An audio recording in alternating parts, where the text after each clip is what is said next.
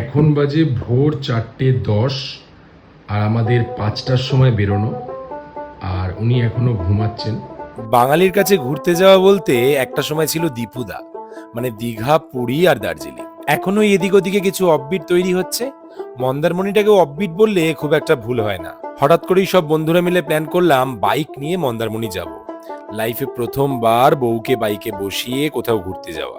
বাইরে ঘুরতে যাওয়ার প্ল্যান রয়েছে, কিন্তু এই ভোট তারপরে যুদ্ধ সবকিছু মিলিয়ে একটু থেমে গেছি। বাড়ি থেকে ওই 5:30-6টা নাগাদ বেরিয়েছি। 8টার মধ্যে কোলাঘাট। বাইক নিয়ে এখন হয়তো অনেকেই চলে যায়, অনেকে আবার ভয়ও পায়। তাদের ভয় কাটানোর জন্য এই ভিডিওটা। মোটামুটি কোলাঘাটের পর থেকে আমার বউই বাইকটা চালিয়েছে। আর এই যে রাস্তাটা দিয়ে যাচ্ছি, এই রাস্তা দিয়ে কে কে গেছো কমেন্ট করে জানিও কিন্তু। তারপর গ্রামের আঁকা বাঁকা পথ দিয়ে গিয়ে ফাইনালি পৌঁছালাম আমাদের রিসর্ট কেসি ভিউ। এটা নিয়ে মন্দারমণি 4-5 বার হলো, কিন্তু এরকম রিসর্টে আগে কখনো থাকা হয়নি। আমি আগের ভিডিওগুলোতে রিসর্টের অনেক কিছু দেখিয়েছিলাম, কিন্তু পুরো ভ্লগ করে বানানো হয়নি। যাওয়া মাত্র ওয়েলকাম ড্রিঙ্কস, তারপর গিয়ে পৌঁছালাম রুমে। রুমটা যেমন ভেবেছিলাম তার থেকে অনেক প্রিমিয়াম ছিল। আলাদা একটা ড্রয়িং রুম, দুটো রুমে বড় বড় ব্যালকনি। এক কথা বলতে রুমে প্রথমে ঢুকেই বড্ড ইমপ্রেস হয়ে গেছিলাম। তাই ভেবেছিলাম এই হোটেলটার ব্যাপারে তোমাদের সঙ্গে শেয়ার করব। এমনি শনি রবিবার সমুদ্র পাড়ে একটু ভিড় থাকে, তাই এক জায়গায় সব রুম পাওয়া যায়নি। বন্ধুরা নিয়েছিল কটেজ রুম, আর কটেজ রুমটাও ছিল প্রচন্ড ভালো। সব থেকে ভালো ব্যাপার হলো কটেজের সামনের ভিউ। সামনেই একটা আস্ত বড় পুল, আর খাবার দাবার যা অর্ডার করছিলাম পুলের সামনে এসেই সার্ভ করে দিচ্ছিল। তারপর আর কি, সুইমিং পুল থাকলে যা হয়, সবাই গিয়ে সুইমিং পুলে পা চুবিয়ে লাফালাফি শুরু।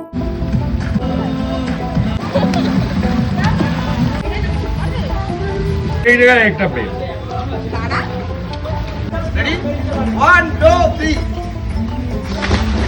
এটা ছিল রিসর্টটার একটা পুল, একটা ভিউ।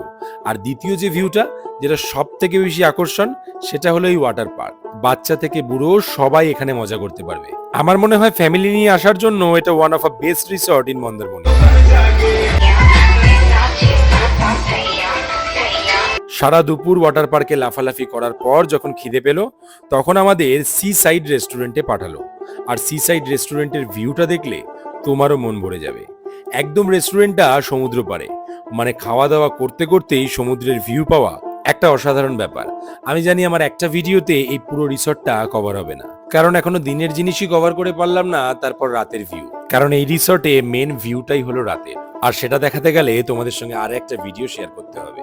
তোমরা যদি কমেন্ট করে বলো বাকি ভিউটা এবং রাতের ভিউটাও দেখবে, তাহলে পরের ভিডিওতে সেটাও দেখাবো। রিসর্টটার ডিটেলস কমেন্টে দিয়ে দিলাম, গেলে আমার নাম বলো, একটু হলেও ডিসকাউন্ট পেয়ে যাবে। দেখা হচ্ছে পরের ভিডিওতে। টাটা।